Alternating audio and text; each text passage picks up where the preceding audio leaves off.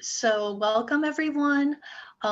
In this meeting today, we're going to talk about a newer resource that we have with Light of the World, which is the flashcards. And so flashcards can be a really fun resource. We can use them for games. Students can use them to review the vocabulary that they've already learned in class. And they're just a nice tool for repetition. And we have them in digital formats and paper formats. So I'll just be showing you how to access those and giving you ideas of some games and activities you can use with our flashcards. So I'm going to go ahead and share my screen here. Okay, and now let's see. So first of all, I'm going to show you, here we go, how to access our flashcards. So can everybody see my screen okay? Do you see the Google Drive? Yes. All right, great. What we have here, this is the Google Drive for Light of the World materials. And you can get the link to this drive from our website, from the Literacy International website. And when you come to this Google Drive, you will see a couple of things. We have, this is an information sheet on how to use our materials. We also have the table of contents here, so you can see what is covered in each of our lessons. And then you have a choice between our low beginner and high beginner lessons. So I'm just going to go into this low beginner folder. And then you will see within this folder, there's all kinds of resources. We have the student printable PDFs if you want to print out the student lessons. We have flashcards, quizzes, the teacher's printable books. And then below here, we have all of the slideshow presentations, which you can view in PowerPoint or Google Slides. But if you go here to the flashcards folder and open that up, you'll see that we have flashcards and we have them grouped to go along with every 7 lessons. And so they're in order. So these are the flashcards for lessons 1 through 7. These are the flashcards for 43 through 49, etc. So I'm going to just go to this one, which is our flashcards for A1 43 through 49. And it is in a PowerPoint presentation. And so if you want to use these with audio, you do need to download the file in PowerPoint. If you're just going to print them on paper, it doesn't matter. You don't need to do that. But for the audio to function on the digital flashcards, you'll have to download it in PowerPoint. And the way you do that is just go to File, Download, and then click on Microsoft PowerPoint. If you don't have PowerPoint, you can get it for free. So it is available to everyone. And then once you're in PowerPoint, you'll go to the slideshow mode. You will see, oops, I'm not in PowerPoint, so that's why it's giving me that message. You'll click to hear the audio. You'll click again to see the word.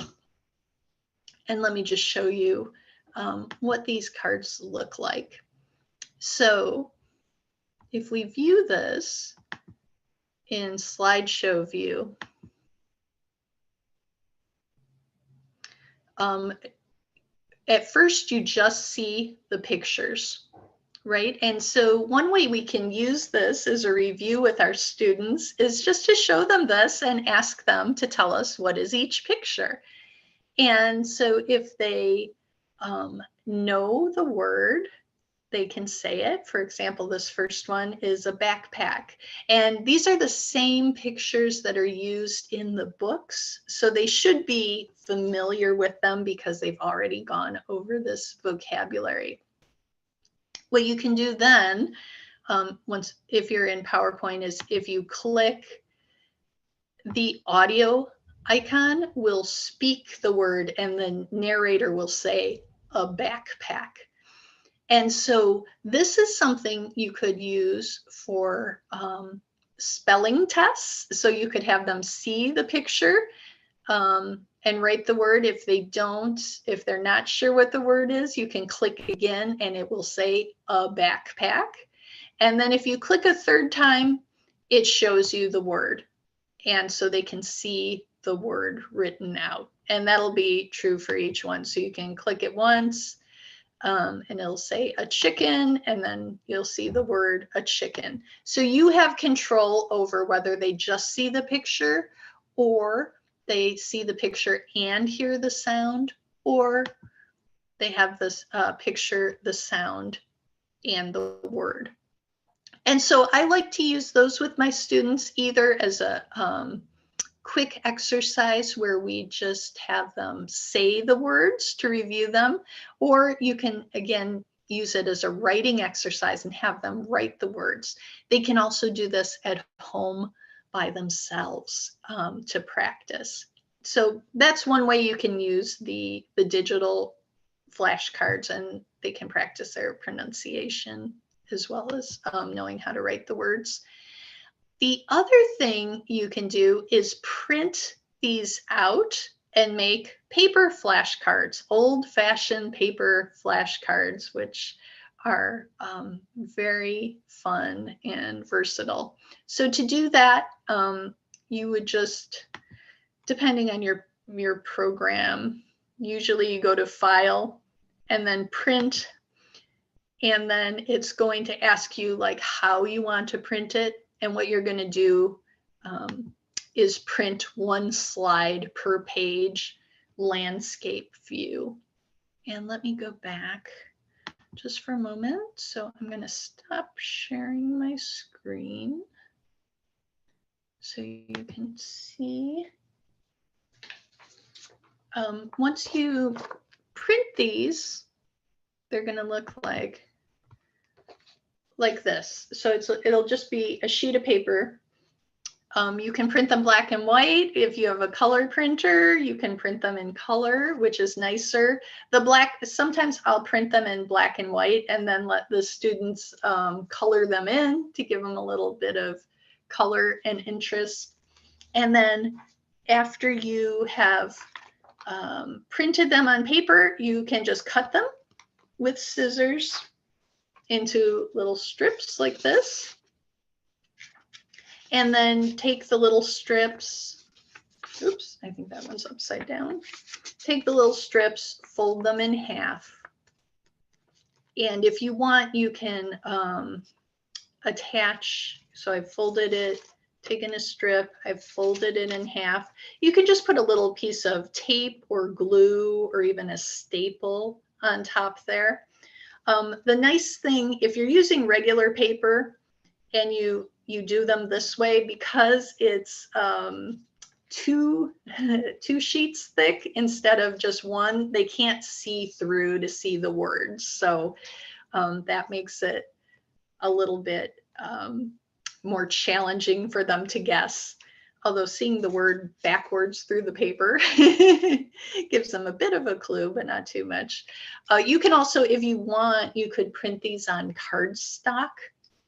And if you prefer, instead of having them double-sided with the word on one side and the picture on the other side, you could cut them out individually and have the words and the pictures separate.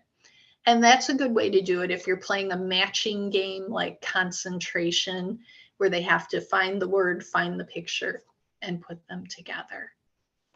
So very simple to use. We just wanted to have that resource available to make it easy for you guys to make your flashcards. Some teachers have been making their own by copying the images from the PowerPoints and putting them into a document. And you can do it that way as well. But this is a little bit of a time saver. All right. So let me open it up, see if you guys have any questions so far before I go into showing you some examples of games. Anyone have a question?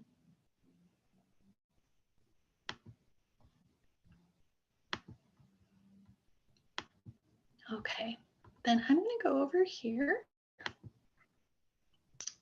and I'm going to talk a little bit about how flashcards help us in our learning.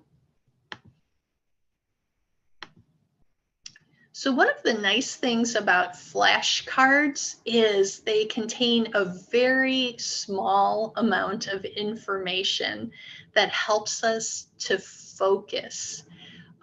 Sometimes it can be overwhelming for students trying to review material when they have an entire page of text or chapter of text in their textbook. And so a flashcard, because it can just be a couple of words or a picture, helps us to focus just on that little rectangle for the moment and to try to recall the vocabulary or the grammar or whatever we are reviewing with that flashcard.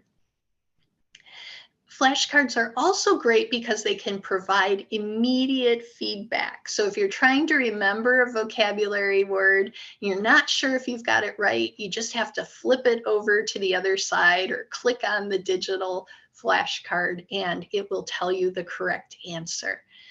So instead of, taking a test and handing it in and waiting a week for the teacher to return it to you, you get that instantaneous feedback, which is very gratifying to students. Flashcards encourage us to repeat the things we are learning in English, the target language. So it does take so much repetition. A student may need to see a word and hear a word 20 times or 40 times or even 100 times before they're retaining it. And so flashcards are a great way to get in a lot of that repetition. They can provide multi-sensory input, so students can see images, they can hear the sound, they can see the written words. There's the movement, just the tactile sensation if you're using the physical cards of taking a card and turning it over. That helps a lot of students with their learning. And flashcards are really flexible. So students can use them alone. One of the great things you can do with flashcards is just use them to study, have a pile of cards and go through them, put the words that you know in one pile, the words you don't know in another pile, and then keep going through those words you don't remember as well, getting additional practice on those. We can also use them in games, and I'm going to show you some of the games we use today, like charades and Go Fish and Heads Up. We can use them in person in physical classrooms. And I know some of you have live classrooms where you get to be with your students in person. Others of us are teaching online, like this webinar, and we can still use these flashcards online. So they're very, very versatile. So one of the fun games we can do, I was actually just playing this game with my family the other night, is Heads Up. And so the game Heads Up is when you can hold a flashcard to your forehead so that other people can see it, but you cannot see it. So for example, if I hold this flashcard up to my head. I can't see what it says, but you guys can see the picture or see the word. And there's a couple ways we can play it. I can ask questions. So sometimes we'll tell students, okay, you can ask 5 questions. So I can ask, am I a person? Or am I an animal? Or am I an object? And then by the answers of the questions, I can try to guess what I am. Another way we can play it is with a team that's trying to help us by just shouting it out and saying, you know, you are an activity, you are a game, you are, etc. Trying to give clues without using the target word.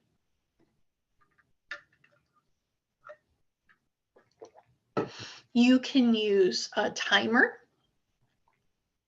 to see how many words they can guess in a minute. You can also, sorry, I'm going to call.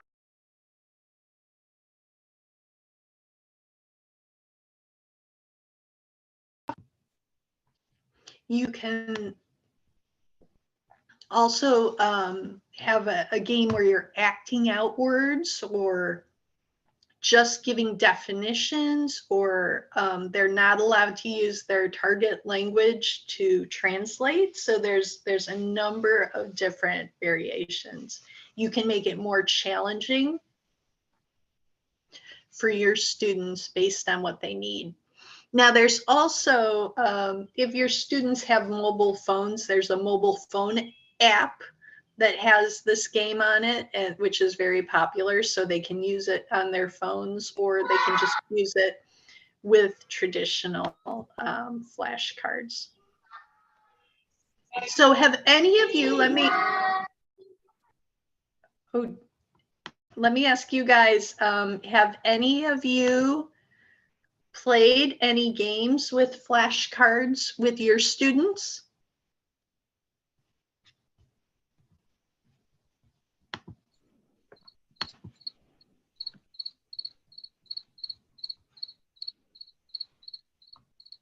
No, I hear crickets, literally.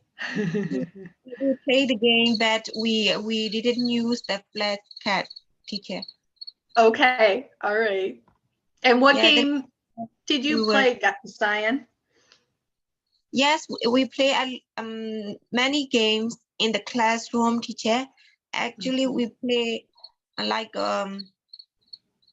bingo, something like that, you know.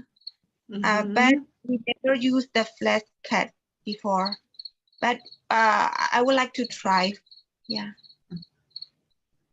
Yeah, bingo is another great game that we can play a lot in the ESL classroom. I love to use that to review vocabulary and grammar as well.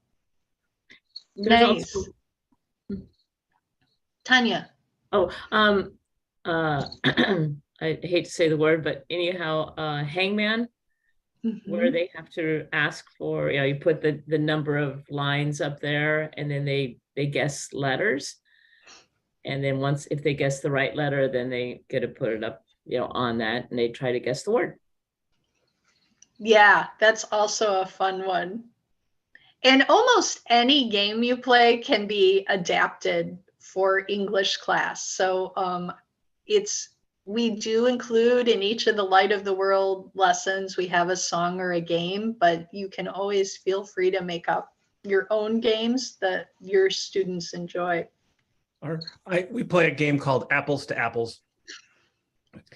And there's a kid's version of it that we use. But the students that I get to work with right now are at a little bit higher level of English conversationally, because when they're really low, sometimes apples to apples is hard because you have to associate one word with another.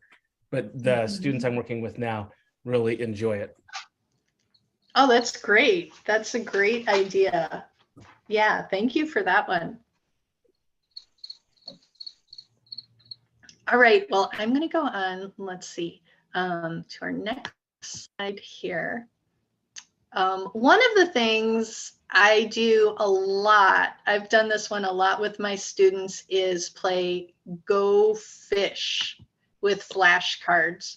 And so to play Go Fish, it's a card game, and we use it with 2 sets of flashcards so the players can make pairs.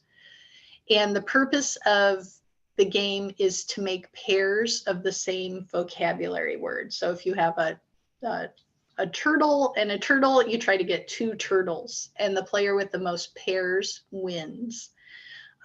So we deal out 5 cards to each player. The rest of the cards go face down in the middle of the table, and we call that the pool or the fish pool. And then the first player can ask any other player for a card. And I will usually write out on the board the language I want them to use. You know, so like, Susan, do you have a horse? So I'll put blank. Do you have a blank? And so that gives them a model for the language that we want to practice using. And we can change that language depending on what our grammar lesson is. For example, you might have them say, may I please have a horse? Or could you please lend me a horse? So depending whatever the target vocabulary and grammar is, you can put that up on the board that you want them to use. Because they're going to hear those phrases again and again throughout the game, they learn it very well. If the person has a horse card, they can say, yes, I have a horse. Here you go, which is very useful vocabulary that we use when we're handing things over. Here you are, or here you go. And you hand over the card. If they don't have it, they can say, no, I'm sorry, I don't have a horse. Go fish. And then the player has to take a card from the pool of cards in the middle. If they then get lucky and they do find a pair, they can put the pair of cards down on the table and they get to go again and ask someone else. If they don't get a pair, then their turn is over and the person on their left goes next. So Go Fish is a great game to play. It reinforces the vocabulary. It reinforces those polite requests and giving things to people and handing them to people. And so that's a fun game that we can play. A lot of times I'll put a timer on it because it, you know, depending how much class time you have, you might just say, okay, we're going to play Go Fish for 10 minutes. Whoever has the most pairs in 10 minutes wins, because otherwise the game can go on for a long time if you have a lot of cards. Here's another game. I have not actually done this one, but if you just look on the internet for games to play with flashcards, you'll find a gazillion. But I thought this one would be fun. You give each student a few flashcards, and then you play a song or a movie clip that uses those target words. When the student hears his or her word, they have to stand up and hold their card above the head. So this makes them really listen to it, and especially in songs and movies, the language can go by pretty quickly. So they've really got to be paying attention, listening, and then getting them to actively stand up when they hear their word is a great way to have them identify that vocabulary. Another one you can do is Simon Says. So Simon Says is always fun. And what we do is we can tape flashcards around the room. So you can put them on the walls, on the floors, on the tables where they can see them. And then this is in a physical classroom. You can say, Simon says, show me the fish. And then the students have to run over to the fish flashcard and point it out to you. The first one who touches it wins. Then to make it a little bit more challenging, you can have another student be Simon instead of the teacher, and that student will take a turn at giving the instructions and say, you know, show me the sports, show me the apartment, show me the door. And people will go around the room pointing to those things. So these games can be active if you want them to be. You can combine them with other games like tic-tac-toe. If they get the vocabulary right, they get to put an X or an O on the board, and then the team that gets the 3 X's or 3 O's in a row will win. But just use whatever games you like to use. Another one, same sound slap. So this is good to have students identify sounds. You can write a sound on the board. For example, if we have the letter F between these 2 slashes, that's the symbol we use for the F sound. And then students will put out their cards, and if their card has the F sound, they slap the table. They slap that card, indicating that they think that card has the F sound. Now, it may be spelled with a PH, like the word phone, or it could be spelled with the letter F, like the word fish. But we want to emphasize that they're listening for the sound, not the spelling. Although, of course, you could do it also with the spelling. So those are just a few of the games you can play.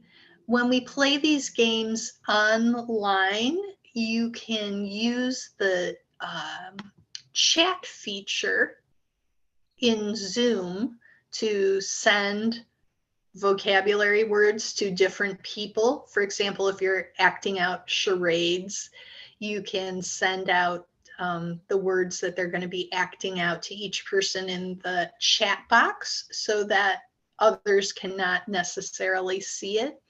You can also, if your students cut out flashcards at home and they have their paper flashcards and you have your paper flashcards, you can use those as well. You can use your whiteboard in Zoom. So there's a number of different ways to get creative with using these kind of resources.